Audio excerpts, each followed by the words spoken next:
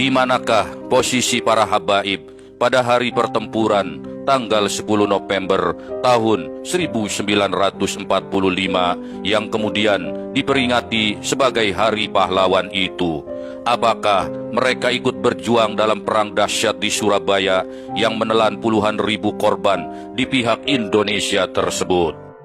Mengutip pendapat KRT Fakih Wirahadiningrat dalam tulisannya, dikatakan bahwa tidak perlu seorang yang jenius untuk menjawab pertanyaan mudah tersebut. Tidak pula membutuhkan seorang profesor sejarah demi memahaminya. Cukup dengan logika sederhana saja. Inilah logika sederhana yang dapat memberikan jawaban atas pertanyaan tersebut.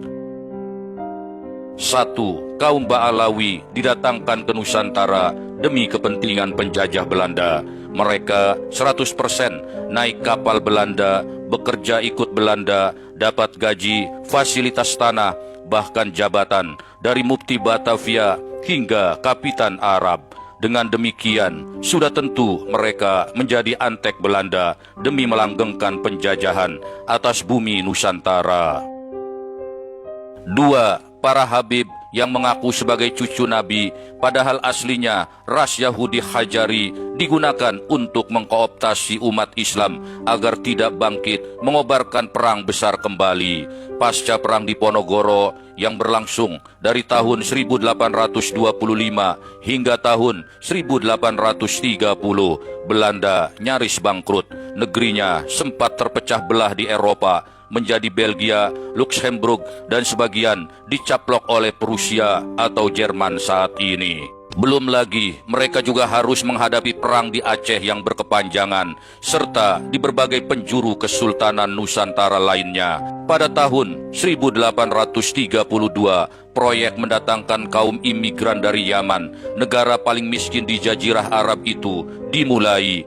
Dengan embel-embel mengaku sebagai cucu Nabi, mereka diangkat di berbagai wilayah sebagai sosok mufti yang memberi fatwa jahat dan biadab.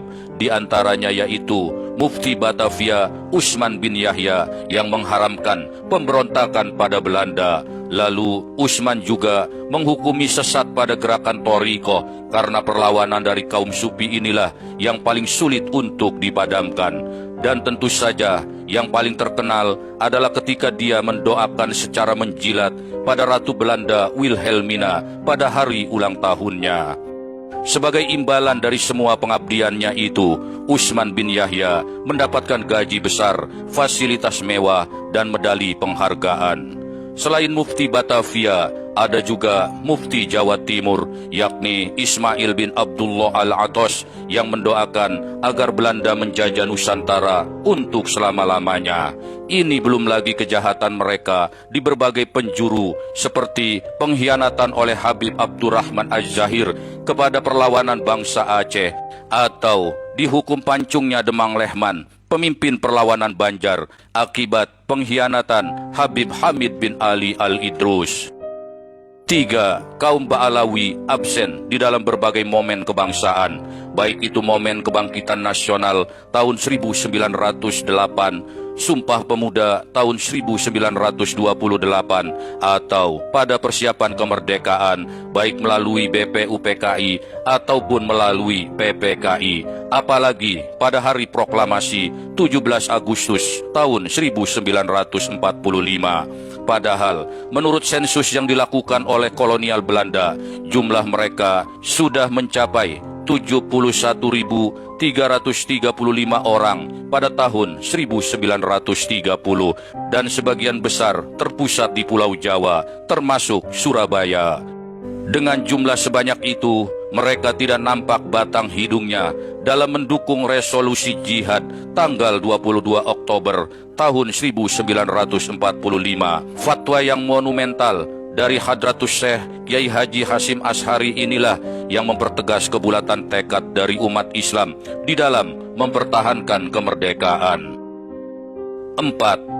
Akhirnya, dampak dari seruan perang suci tersebut, para kiai pesantren dan kaum santri dengan didukung oleh barisan rakyat dan laskar pejuang melakukan perang puputan pada tanggal 10 November tahun 1945 yang dihadapi juga tidak main-main, yaitu pasukan sekutu terdiri dari gabungan pasukan Inggris yang membonceng Belanda, di mana mereka sedang berada di puncak kesombongan dan euforia dengan sebab kemenangannya dalam Perang Dunia Kedua melawan Jerman, Jepang, dan Italia. Dalam perang habis-habisan tersebut, 100.000 gabungan Laskar Pejuang Nusantara dari berbagai daerah bertahan di Surabaya menghadapi bombardir Inggris dari darat, laut, maupun udara. Dari lintasan sejarah heroik tanggal 10 November 1945 tersebut, hingga kini tidak terdengar seorang Ba'alawi tampil ikut berjuang dan gugur di dalam perang tersebut. Lalu kemanakah mereka?